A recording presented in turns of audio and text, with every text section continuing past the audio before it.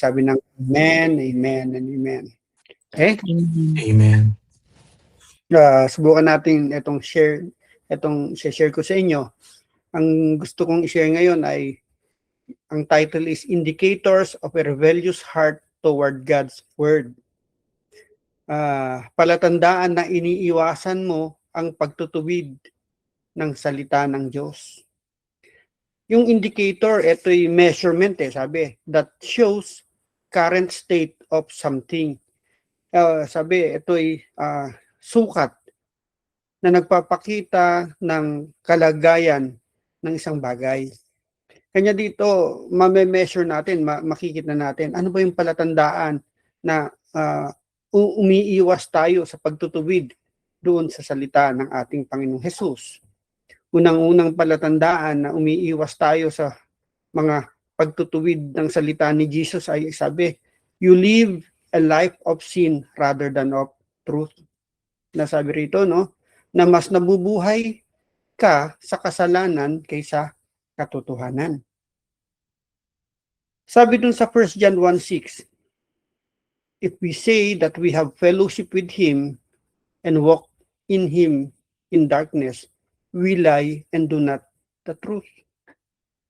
Kung sinasabi natin tayo kaisa niya, ngunit namumuhay naman sa kadiliman, sabi, nagsisinungaling tayo at hindi namumuhay sa katotohanan. Ibig sabihin, no, yung kilos dapat natin, yung tinuturo dapat natin ay nakikita sa ating buhay at sa ating gawa.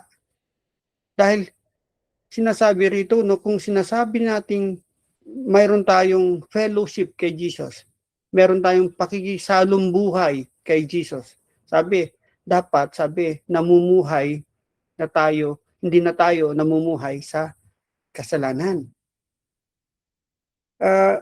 Ibig sabihin kung sinasabi natin meron tayong fellowship, kasi ang fellowship life sharing or salong buhay kay Jesus, dapat wala na tayo sa dilim. Dahil kapag tayo ay nakikipag-fellowship kay Jesus at nag-claim na sasabihin natin tayo tagasunod ni Jesus, kilala natin si Jesus, dapat, sinasabi diyan?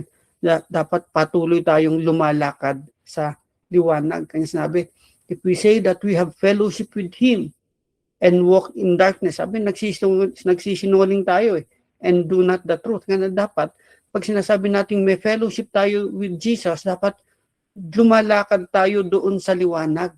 In short, ang tinuturo rito, practice what you preach. Itong mahirap, no? Na talagang marami nga ang nagkle-claim na Christians, marami ang nagkle-claim na mananampalataya at sinasabing kilala nila ang ating Panginoong Hesus, pero lumalakad pa rin sila sa kadiliman. Sabi ni Jesus sinungaling at wala ka sa katotohanan. Kanya nga sabi sa 2 Timothy 2:19, sabi dito ni Jesus, nevertheless, the foundation of God standeth sure, having this seal, the Lord knoweth them that are His, and let everyone that nameth the name of Christ depart from iniquity. Sinasabi ni Pablo kay Timoteo, ngunit matibay ang saligang itinatag ng Diyos at tinatakan ng ganito, sabi, nakikilala ng Panginoon kung sino-sino ang sa Kanya at ang bawat tumatawag sa pangalan ng Panginoong Hesus ay dapat lumayo sa kasamaan. Kita nyo, ang liwanag niyan, no? Na sinasabi rito pala na ang bawat tumatawag sa pangalang Hesus dapat, lumalayo sa kasamaan. Kanya itong sinasabi, no, na ito yung isang indicator na dapat nabubuhay tayo doon sa katotohanan ni Jesus at hindi sa kasalanan. Kanya dito makikita natin na ikaw ay rebellious in heart kung yung pamumuhay mo ay naroon pa rin sa kasalanan. Kanya nga sinasabi ni Pablo na ang bawat tumatawag sa pangalang Jesus, sabi dapat ay lumalayo sa kasalanan. Let everyone that nameth the name of Christ depart from iniquity. Dahil kung hindi ka lumalayo sa kasalanan, lumalabas na ang magiging ama mo, dahil ikaw ay sinungaling at ikaw ay nananahan sa kasalanan, si Satanas. Ang sabi ni Jesus 1 Peter 2:9, "Be holy for your Father in heaven is holy." Kanyang sinasabi niya, kung tumatawag tayo sa pangalang Jesus, dapat lumalayo tayo sa kasalanan. Dahil sabi niya, kung ikaw ay nag-claim na Christian, pero naroon ka pa rin sa kadiliman, at hindi ka lumalakad sa liwanag, sabi niya sa John 8:44, ang diablo ang inyong ama. Ye are of your father the devil, and the lust of your father you will do. He was murderer from the beginning, and abode not in the truth, because there is no truth in him. When he speaketh a lie, he speaketh of his own, for he is a liar and a father of it. Kita nyo, masakit to, no? Sinasabi, kung ikaw ay patuloy na nasa kadiliman, ay masaklap. Kung nag-claim kang Christian at naroon ka pa sa kasalanan, sabi, ang ama mong, ang diablo ang iyong ama. At kung ano ang gusto niya, ay iyon ang iyong ginagawa. Sabi, siya'y mamamatay tao na sa simula pa at kalaban ng katotohanan. At di matagpuan sa kanya ang katotohanan kahit kailan kung siya'y nagsisinungaling. Sabi, likas na ito sa kanya sapagkat siya ay sinungaling at ama ng kasinungalingan. Ito yung sinasabi, no? Na kung wala tayo sa liwanag at tayo hindi nakikipag-fellowship o nakikipagsalong buhay sa ating Panginoong Hesus, sinasabi, yung diablo daw, yung magiging ama. At sinasabi, at yung ang gusto ni Satanas ay yung ginagawa ng mga taong ito, na sinasabi, si Satanas ay mamamatay tao na nung simula pa, at siya katotohanan ay kalaban ng katotohanan, at di matagpuan sa kanya yung katotohanan dahil siya talagang sinungaling. Kanya itong sinasabi natin isang indicator na dapat kung ikaw ay rebellious in heart sa mga salita ng Diyos, ito yung palatandaan Kanya nga tinuturo sa atin ni Jesus na dapat kung sino man yung tumatawag sa pangalang Jesus ay lumalayo sa kasalanan. Sa buhay Kristiyano, no, kung titingnan natin, marami sa atin hanggang ngayon, nabubuhay pa saan? Umiiwas sila sa salita ni Jesus. Dahil mayroong likas na sa kanila yung paggawa ng kasamaan paggawa ng kasalanan kagaya ni Satanas Kanya nga dapat kung nag-claim tayo na tayo'y totoong Kristiyano, dapat galit na tayo sa kasalanan. Kung tayo ay nag-claim na totoong mananampalataya, dapat sinasabi, dapat lumalayo na tayo sa lahat ng kasamaan. Kung tayo ay true Christian, dapat nilalabanan natin yung kasalanan sa buhay natin, na dapat ang tingin nito parang salot sa buhay natin. At sa bawat pagbagsak natin, at sa bawat pagtumba, sa bawat pagdapa, dapat iniiyakan natin ito. Dahil nag-claim tayong anak ng Diyos. Nag-claim tayo na tayo yung anak ng kataas-taasan. Dahil sabi nga no man can say he hates sin if he lives in it. No? Hindi mo pwedeng sabihin na nagagalit ka doon sa kasalanan kung patuloy mong ginagawa yung kasalanan. Hindi natin pwedeng sabihin na galit ako sa kasalanan pero nananahan ka ron Kung galit ka sa kasalanan, kung galit tayo sa kasalanan, dapat, sabi? Umaalis tayo doon sa kasalanan. Dapat napupuot tayo doon sa kasalanan.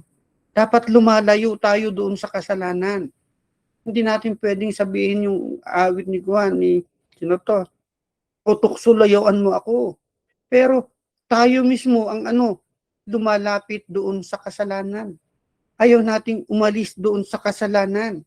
Ibig sabihin, kung ayaw mong umalis doon sa kasalanan, ibig sabihin meron kang rebellious heart towards God's word. Dahil alam mo na yung salita ng Panginoon eh. Di ba? Alam na natin yung salita ng Panginoon, pero kung patuloy mo itong ginagawa, ibig sabihin meron kang rebellious heart doon sa tagubilin ni Jesus sa buhay mo. Dahil sabi sa James 4:17, resist the devil and he shall flee. Kita mo? Dahil kung tayo ay talagang mayroong takot kay Jesus, dapat lumalayo tayo sa kasalanan. Kanya ito yung unang indicator Ito yung unang palatandaan na iniiwasan mo yung pagtutuwid ng salita ng Diyos. Dahil sabi nga pinapakinggan mo yung salita ng Diyos, pero hindi mo naman ginagawa. Diba? Sabi, why call it me Lord, Lord, and do it not the things which I say? Marami sa atin, patuloy na tumatawag sa Panginoon, pero hindi natin pinapakinggan, hindi natin sinusunod yung salita ng Panginoon. Dahil sabi nga niya, di ba, kung itutuloy natin, kung matalino ka dapat pinapakinggan mo yung salita ng Panginoon na para kang nagtayo ng bahay doon sa batuhan na dumating man yung bagyo, matatag ka dahil hindi ka nagre-rebelde. Sinusunod mo yung salita ng Diyos. Pero kung ikaw meron kang rebellious heart doon sa mga tagubilin ni Jesus, normally nakatayo ka doon sa buhangin. Kanya pagdating ng unos, pagdating ng bagyo, nagigiba, napapahamak. Pangalawa, ano yung pangalawang indicator na ikaw ay mayroong rebellious heart towards God's word? You make excuses for your mistakes instead of changing. Diba? Gumagawa ka ng dahilan sa mga pagkakamali mo sa halip na magbago ka. Marami sa atin, talagang naroon tayo sa ganong sitwasyon na maraming mga dahilan Gumagawa tayo ng dahilan sa mga pagkakamali natin sa halip na binabago natin yung ikot ng buhay natin. Sabi nga sa Proverbs 28 verse 13, he that covereth his sins shall not prosper, but whoso confesseth and forsaketh them shall have mercy. Sabi ang nagkukubli ng kanyang sala, he that covereth his sins, ay hindi mapapabuti. Ngunit kahabagan ng Diyos ang nagbabalik loob at nagsisisi. Praise Jesus. Ibig sabihin, kung sino man yung magtatakip, kung sino man yung magkukubli ng kanyang kasalanan, sabi, sino man yung magko-cover ng kanyang kamalian dahil sa pagpapahalaga niya sa kanyang sarili, sabi, mapapahamak Bakit? Dahil ayaw ni Jesus ng taong suwail. Ayaw niya ng hipokrito. Ayaw niya ng mapagmataas. Ang gusto ni Jesus ay mapagpakumbaba, tapat, klaro, at totoong mayroong pagsisisi. Kanya nga sinasabi niya, ang nagkukubli ng kanyang sala ay hindi mapapabuti. Ibig sabihin pala kung tayo ay pinagtatakpan natin yung mga kasalanan at kamalian natin dahil mas pinapahalagahan natin yung ating sarili kesa doon sa salita ni Jesus. Sabi niya, mapapahamak tayo Kanya nga, ibig sabihin kung tayo ay totoong nagmamahal kay Jesus, dapat yung pagtutuwid ni Jesus, dapat buong puso nating tatanggapin. Dapat buong pagkatao nating aaminin na tayo ay isang makasalanan. Nagkasala tayo at dahil sa nagkasala tayo, hinihingi ni Jesus sa atin? Dapat tuluyan tayong tumalikod sa ating kasalanan. Dahil kung sinasabi nga nagkasala na tayo, pero instead na tayo'y magsisi, karamihan ginagawa natin? Gumagawa tayo ng excuses natin sa mga maling ginawa natin. Na sa halip, ang gusto ng Panginoon, dapat tayo ay magbago. tayo ay magsisi at tumalikod sa kasalanan. Kasi yung tinatawag na repentance, no? Dapat yung repentance, ito yung pag-turn around ng 180 degrees sa kasalanan. Ibig sabihin, hindi mo na ito dapat babalikan.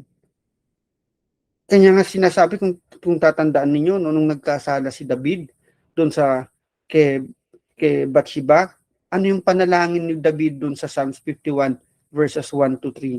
Ang ganda ng panalangin ni David, no? Sabi niya, have mercy upon me, O God, according to thy loving kindness, according unto the multitude of thy tender mercies, blot out my transgressions. No? Wash me thoroughly from mine iniquity, and cleanse me from my sin. For I acknowledge my transgressions, and my sin is before me. Ganda ng prayer ni David. No? Nasabi niya have mercy upon me, kahabagan mo ako, O Diyos, ayon sa iyong kagandahang loob, ayon sa kabutihan, ayon sa pagmamahal mo. Lord, burahin mo yung aking mga kasalanan. Hugasan mo ako sa lahat ng aking karumihan. Hugasan mo ako sa aking mga kasalanan dahil tinatanggap ko ang aking pagkakamali at ang aking mga kasalanan bago pa ako pinanganak. Ganda.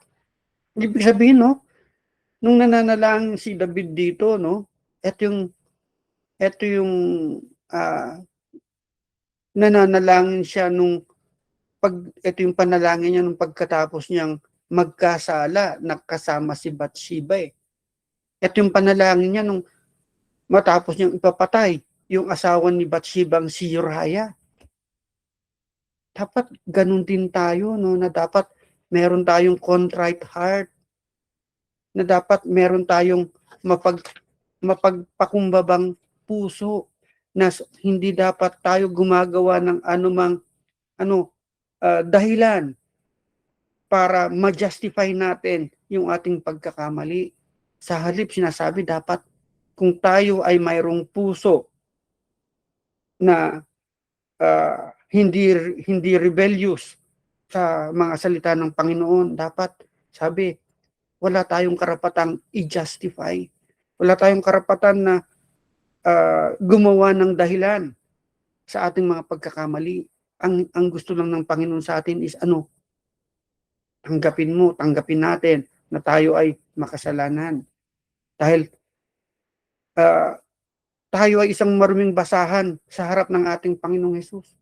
Wala tayong justification sa ating mga kasalanan. Ang gusto lang ng Panginoon is manumbalik tayo. Kanya nga, no, sa buhay Kristiyano, marami sa atin yung patuloy na nagja-justify. Marami sa atin patuloy na pinagpipilitan yung katuwiran nila sa kanilang mga kasalanan. Diba? Marami sa atin na laging sinasabi kung nagkakasala sila para ma-justify. Sinasabi nila Lord, pasensya na kasi mahina talaga tao lang po. Diba? Maraming ganun na sinasabi, Jesus, pasensya kasi tao lang po Jesus, pasensya na. Ito paminsan-minsan lang naman sinasabi lang, maintindihan naman to ng Panginoon. Hindi Hindi ganun ng Panginoon Diba? Dahil karamihan, sabi ko nga, kung ikaw ay nagsisisi, dapat hindi mo na yan babalikan. Pag-repent, 180 degrees na turn around. Walang pagbabalik dahil kung yan ay patuloy na ginajustify mo yung sarili mo at sasabihin mo, Lord, nagkamali minsan lang. Kung may una, may pangalawa, kung may pangatlo, yan ang problema. Hindi ka na aalis hanggang i-justify mo. Hindi. Mabuti ang Panginoon. Maawain ang Panginoon. Mahabagin ang Panginoon. Maintindihan ako ng Panginoon. Maintindihan tayo. Yun Kanya nga marami ang napapahamak dahil nga sa justification natin sabi ni Jesus, your ways are not my ways and your thoughts and my thoughts are higher than yours. Anong tinuturo sa atin ni Jesus? Dun sa Romans 12:2. Sabi niya and be not conformed to this world, but be ye transformed by the renewing of your mind, that ye may prove what is that good and acceptable and perfect will of God. Sinasabi ni Jesus, no? Huwag kayong umayon sa takbo ng mundong ito. Nakita nyo? Mag-iba na kayo at magbago ng isip. Bakit? Upang mabatid ninyo ang kalooban ng Diyos, kung ano ang mabuti, nakakalugod sa Kanya, at talagang ganap. Ito yung tinatawag nating paradigm shift. Ito yung pagbabago ng kaisipan. Kanya ibig sabihin kung dati ay naroon tayo sa sanlibutan at tayo nakikiayon sa takbo ng mundong ito, sabi ni Jesus mag-iba na kayo at magbago ng kaisipan. Do not be conformed to this world. Huwag tayong sumang-ayon sa ikot ng tao. Huwag tayong sumang-ayon sa uso. Huwag tayong makisama dahil eto yung popular. Ang sinasabi ni Jesus do not be conformed to this world, but be transformed by the renewing of your mind. Ibig sabihin dapat merong tayong pagbabago sa buhay upang malaman natin ano ba yung kalooban ni Jesus sa atin. Ano ba yung mabuti, Lord? Ano ba yung kalugod-lugod sa'yo? Kanya nga kung atrasan natin sa verse 1, ano sabi niya? So I urge you, brethren, to give your bodies living sacrifice, holy and acceptable to God, which is your reasonable service. Diba? Sinasabihin niya, I urge you, brethren, to give your bodies. Kanya nga, ano sabi? Deuteronomy 6:4 and 5. Hear, O Israel, the Lord your God is one Lord. Thou shalt worship the Lord thy God with all thy heart, with all thy soul, with all thy might, with all thy strength. Ibig sabihin dapat, ang pagmamahal natin sa ating Panginoong Hesus ay todo, total, absolute, exclusive, permanent kay Jesus. Wala tayong karapatang gumawa ng justification o gumawa ng excuses sa mga nagagawa nating kasalanan. Instead, sabi, kung tayo ay hindi rebellious, ano sabi? Magkaroon tayo ng transformation sa ating buhay. Meron tayong renewing of mind. Ganun ang sinasabi ng Panginoon Kanya nga tingnan nyo yung panalangin pa ni David sa Psalms 32 verse 5. Ano sabi niya? And I acknowledge my sin unto thee, and mine iniquity have I not hid. I said, I will confess my transgressions unto the Lord, and thou forgavest the iniquity of my sin, Sila. Sabi niya, no, kaya't ang kasalanan ko'y aking inamin. Mga pagkakamali ko'y hindi na inilihim. Ako'y nagpasyang sa'yo'y ipagtapat, ang mga sala ko'y pinatawad mong lahat. Ganun dapat, no? Nakita nyo talaga, kanya talagang makikita nyo si David, he's a man after God's own heart talaga Bagamat nagkasala siya, kung papakinggan nyo kung paano siya humingi ng tawad, paano siyang nagpakumbaba sa Panginoong Jesus. Diba? Hindi siya gumawa ng dahilan sa kanyang pagkakamali. Bagkus, inamin niya Sabi niya, kaya't ang kasalanan ko'y aking inamin. Tinatanggap niya Mga pagkakamali ko'y hindi ko inilihim. Tinago niya, pero inamin niya. Ako'y nagpasyang sa iyo'y ipagtapat. Kita nyo? At mga sala ko'y pinatawad mong lahat. Ganun dapat ang puso din natin Bagamat kung tayo nagkakasala, palagi tayong hihingi ng kapatawaran kay Jesus. Wala tayong reason para sasabihin natin tayo'y matuwid sa harapan ng Diyos. No, no one is righteous, no, not even one. For all have sinned and have fallen short the glory of God. Ibig sabihin, kung papansinan natin, nung una, tingnan yung panalangin niya, nung una, kung maaari sana itatago ni David yung kanyang kasalanan yung ginawa nila ni David, ni Bathsheba Karamihan naman, ganun di ba? Tinatago yan Pero hanggang lumabas yung kasalanan Di ba? Nung nakausap niya si Nathan, ginajustify niya yung sarili niya na sinabi niya sino ba, dahil sinabi may nagsumbong kay Nathan na kinuha daw yung tupa kaisa-isang tupa na mahal ng taong ito. Sabi ni David, sino ba yan? At parurusahan natin. Ano sabi ni Nathan? Ikaw yun, mahal na hari. Kinuha mo yung tupa, nung kaisa-isang tupa ng taong ito na sinasabi, kinuha mo si Bathsheba, pinapatay mo pa yung asawa. Kanya, nung una, itatago niya sana Pero nakita nyo, no? Nung pinamukha sa kanya ni Prophet Nathan yung kasalanan, sabi, nagpasya siya Nagsisi siya sa kanyang mga kasalanan.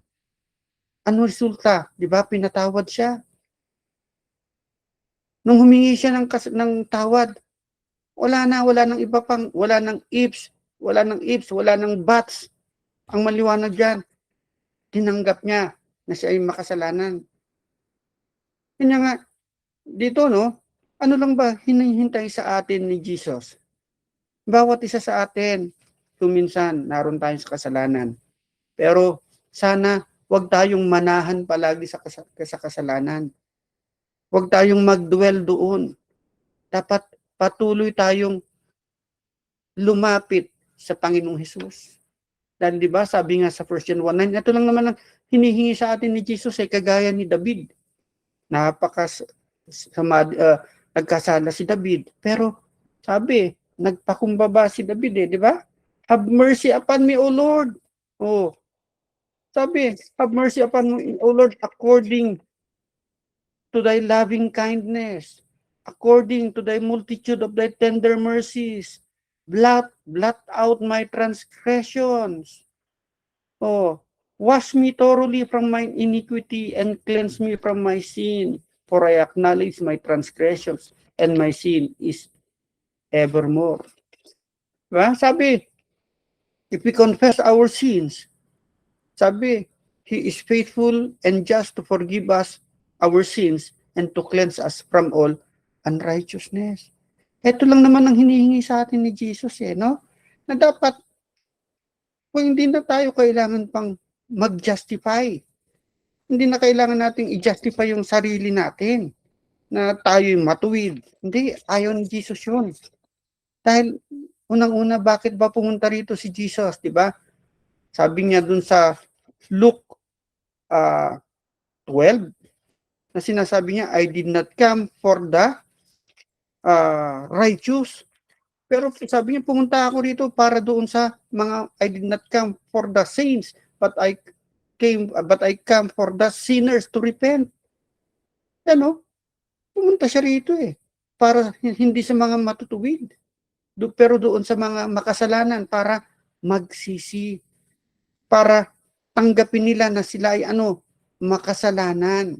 Yun ang hinihintay sa atin ni Jesus. Kanya nga, doon makikita natin yung indicator sa buhay natin kung tayo ba ay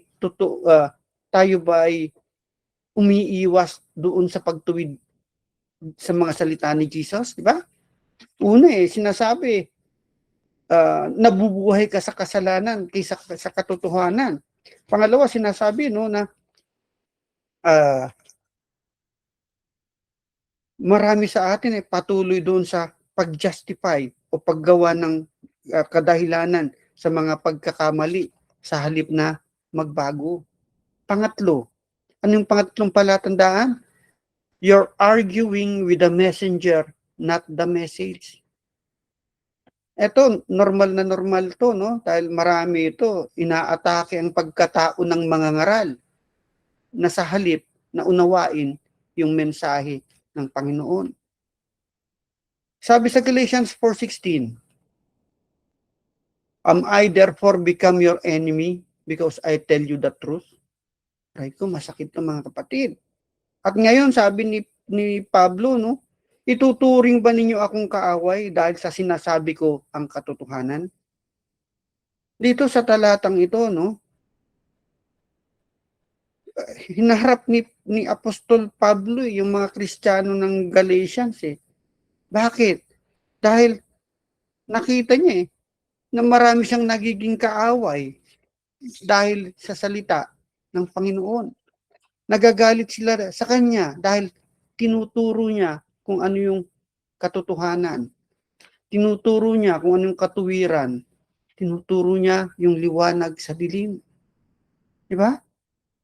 Kanya nga, ang pakiramdam niya dahil ba tinuturo ko sa inyo yung totoo? Nagagalit kayo sa akin? Dahil ba tinuturo ko sa inyo kung ano yung tama at mali? Pinepersonal ninyo ako? Ganon din sa buhay Kristiyano Sa buhay Kristiyano, marami ang nagagalit sa mga mangangaral. Marami ang nagiging kaaway ng mangangaral dahil sinasabi nila yung katotohanan.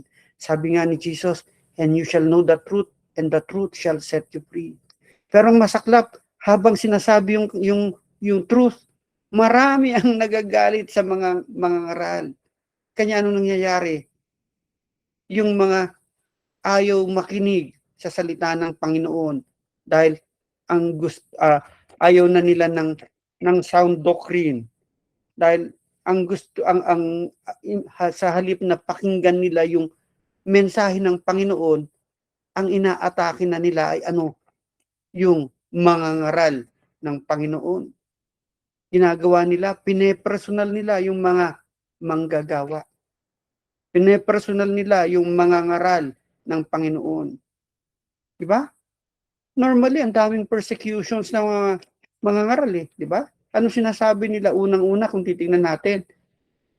Yan yung mga ngaral yung pastor nga yan, tingnan mo yung pamilya niya, tingnan mo buhay niya, tingnan mo to. Siya nga bulok, ganto. Sa halip ang titignan nila, sa halip ng pagfofokusan nila ay yung salita ni Jesus. Tinitignan nila yung personal na buhay ng mga ngaral. Kanya nga sinasabi, na ang inaatake na nga nila yung pagkatao ng mga ngaral na sa halip ng pakinggan at unawain nila yung mensahe ni Jesus. Kanya nga nasabi ni Pablo, am I therefore because your enemy because I tell you the truth? Diba? Marami, tingnan nyo, bagamat hindi natin naririnig, pero ano ang puna nila sa mga tumatayo doon sa mga nangangaral? Si pastor talaga, mali-mali ang grammar niya. Si pastor talaga, mali yung desisyon niya. Dapat ganito, dapat ganyan. Di ba? Hindi ako nable-bless kay pastor kasi tuwing nag-pre-preach yan, nakakaantok Wala yan, bata pa yan si pastor. Mga komento lang, hindi mo kaya yan. Mas magagaling pa nga ako kay pastor Di ba? Yun yung mga personal na atake ng mga tao Dahil nga, nasasaktan sila sa mga salita ng Panginoon na binabahagi ng mga ngaral. Pero, alam niyo maganda ron, sabi nga sa nabasa ko, bagamat pinipreach natin yung gospel, alam natin sa mga bawat mga ngaral na yun out of the abundance of our heart. Dahil sabi nga sa nabasa ko, the Bible may hurt or the word of God may hurt you with truth, but it will never comfort you with a lie. Diba? Kanya nga sabi sa Proverbs 27 verse 5, mas mabuti ang pasaway ng hayagan kaysa nakakakubling pagmamahal. Sabi it is better to be divided by truth than to be united in error. It is better to speak the truth than hurts and then heals, than falsehood that comforts and then kills. It is better to be hated for telling the truth. Mas gusto kong pakinggan yun It is better to be hated for telling the truth than to be loved for telling lie. Mas gusto ko na magalit kayo sa akin dahil pag sinasabi ko yung totoo, kesa naman minamahal nyo ako dahil ako'y compromiser, Ayokong sabihin yung totoo. At magsisinungaling ako para lang ma-please ko kayo. Ang tinuturo rito dapat, I would rather please God than man. Kanya nga sinasabi ni Pablo, no? An open rebuke is better than hidden love. Ito yung tuwiran at tapat na pagmamahal ng mangangaral doon sa kanyang pinapangaralan para maitama yung mga pagkakamali sa buhay nila. Ito yung tinuturo sa atin na ito yung isang indicator na marami ang nagagalit doon sa mga ngaral, nagiging kaaway nila dahil sinasabi nila yung katotohanan. Pero sabi nga blessed are those who are persecuted in my name. Praise Jesus, kung pinapersecute tayo sa pangalan ng ating Panginoong Jesus dahil sinasabi natin yung katotohanan. Dahil sabi nga natin paano ba magmahal si Jesus? Kung nagmamahal si Jesus, sabi niya, He loveth righteousness and He hateth iniquity. Kung mahal mo ang isang tao, sabihin mo yung totoo. Kung mahal mo ang tao, sawayin mo sa kasalanan. Huwag kang magbubulag-bulagan. Sabihin mo yung totoo. Dahil eto'y magbibigay ng kaligtasan. Ito yung magbibigay kaliwanagan. Ito yung magbubukas sa kanyang mata at kaisipan at magdadala sa buhay na walang hanggan. Pang-apat, na palatandaan, sabi, you avoid messages that criticizes sinful behavior. Nasabi na ito iniiwasan mo yung mga mensahe o salita patungkol sa kasalanan. Sabi sa John 3:20, for everyone that doeth evil hateth the light, neither cometh to the light, lest his deed should be reproved. Sabi, ang gumagawa ng masama ay ayaw daw sa liwanag. At hindi lumalapit dito sa liwanag. Bakit daw? Para hindi mahayag yung kanyang mga gawa. Unang-una, ano ba yung light? Ano ba yung liwanag? Ang sinisimbolize ng light or kinakatawan ng liwanag ay truth and purity of God. Ang kinakatawan ng liwanag sa talatang ito ay katotohanan at kadalisayan ng Panginoon. Ano naman ang nire-represent ng darkness or kinakatawan ng kadiliman? Ang kinakatawan ng kadiliman ay ito yung makasalanang pamumuhay ng taong nagtatago sa dilim. Kanya nga sinasabi rito na yung mga nasa dilim o yung gumagawa ng kasalanan, sabi, ayaw lumapit doon sa liwanag. Bakit? Ayaw pakinggan yung katotohanan. Ayaw pakinggan yung matuwid na salita ng Panginoon. Bakit? Dahil mahahayag yung kanilang masamang gawain. Marami umiiwas sa salita ng Panginoon. Marami binabaluktot yung salita ni Jesus. Marami ayaw pakinggan. Masakit sa kanilang tenga. Sabi nga, para silang mga demonyo, alumpihit sa kanilang tenga yung pangalang Jesus. Tignan nyo dun sa 2 Kings 5:20-23. Ito yung panahon na si Gehazi, ito yung panahon na si Naaman pumunta kay Prophet Elisha. At siya pinagaling ni Elisha dahil merong ketong si Naaman. Pero sabi nung binigay ni Naaman yung pilak at damit kay Gehazi ay kay Elisha, hindi tinanggap ni Elisha. Kanya umalis na si Gehazi. Sabi dun sa verse 20, but Gehazi, the servant of Elisha, the man of God, said, behold, my master hath spared Naaman this Syrian, is not receiving at his hands that which he hath brought. But as the Lord liveth, I will run after him and take somewhat of him. Sabi ni Gehazi, no, bakit hindi tinanggap ng aking Panginoon ang binigay sa kanya ni Naaman? Sabi niya, mabuti sundan ko at hingan kahit na ano. Sabi doon sa verse 21, so Gehazi followed after Naaman, and when Naaman saw him running after him, he lighted down from the chariot to meet him and said, is all well? Sabi, sinundan nga ni Gehazi si Naaman. At nang makita siyang tumatakbo, sabi, bumaba itong si Gehazi sa karwahe, sinalubong niya si Naaman, at sinalubong niya si Gehazi, bumaba si Naaman at sinalubong niya si Gehazi, at tinanong, bakit ka tumatakbo?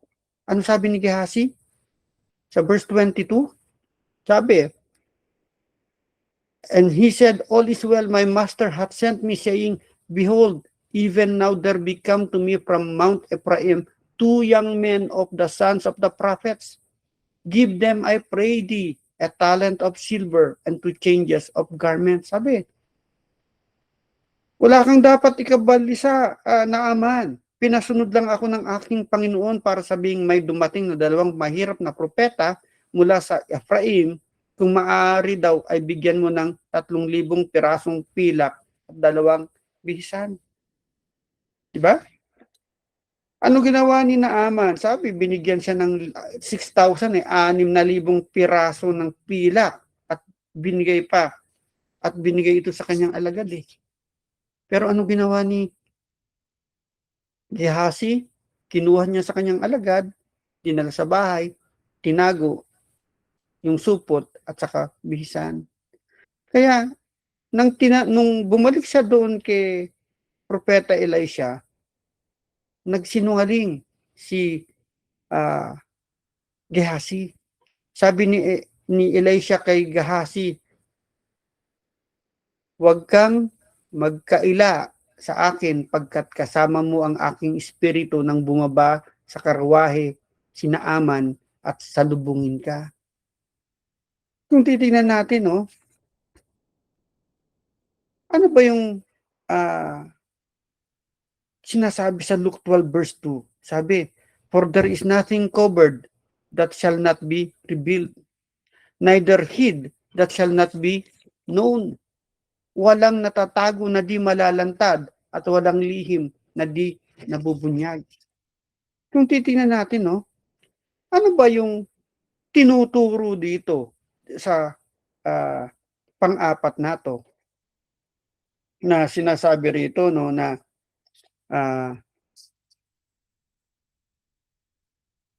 yung isang indicator ng rebellious heart ay ano, avoiding messages that criticizes sinful behavior. Di ba? Ano ba tinuturo dito, di ba? Na dapat huwag tayong manahan sa kasalanan. Dapat huwag tayong magsinungaling. Dapat huwag manahan sa kasamaan dahil walang lihim na hindi nabubunyag. In short, no, ibig sabihin dito umiiwas ang mga taong ito na meron yung rebellious heart doon sa mensahe ng Panginoon regarding sa sinful behavior. Ayaw nila na pinapamukha yung kanilang maling gawain. Ayaw nila ng confrontational dialogue. Umiiwas sila sa convictional dialogue. Dahil ang gusto nila ay yung nakakakiliti sa kanilang tenga. Kanya ito yung 4 na palatandaan na iniiwasan ng rebellious heart sa mga salita ng Panginoon. Kaya bago tayo magtapos, no, doon tingnan natin, tayo ba ay meron na bang palatandaan na tayo ay mayroong rebellious heart o mayroong palatandaang umiiwas tayo doon sa pagtutuwid ng Panginoon sa pamamagitan ng kanyang salita. Lagi kong sinasabi bago nagtatapos, Your choice is your destiny. Kasi alam natin yung sarili natin eh. Sana kung tayo'y kinonvict ni Jesus sa hapong ito, sana iwasan po natin ito. Sana wag po tayong manlamig. Dapat patuloy po nating saliksikin yung salita ng Panginoon. Patuloy po nating buksan yung puso at kaisipan natin na dapat ako'y mabubuhay sa katotohanan at katuwiran ni Jesus. Dapat ako'y lalakad at makikipagsalong buhay sa kaliwanagan ni Jesus. At ako'y mabubuhay sa katotohanan ni Jesus. Muli po at praise Jesus po sa bawat isa. Jesus bless po sa lahat.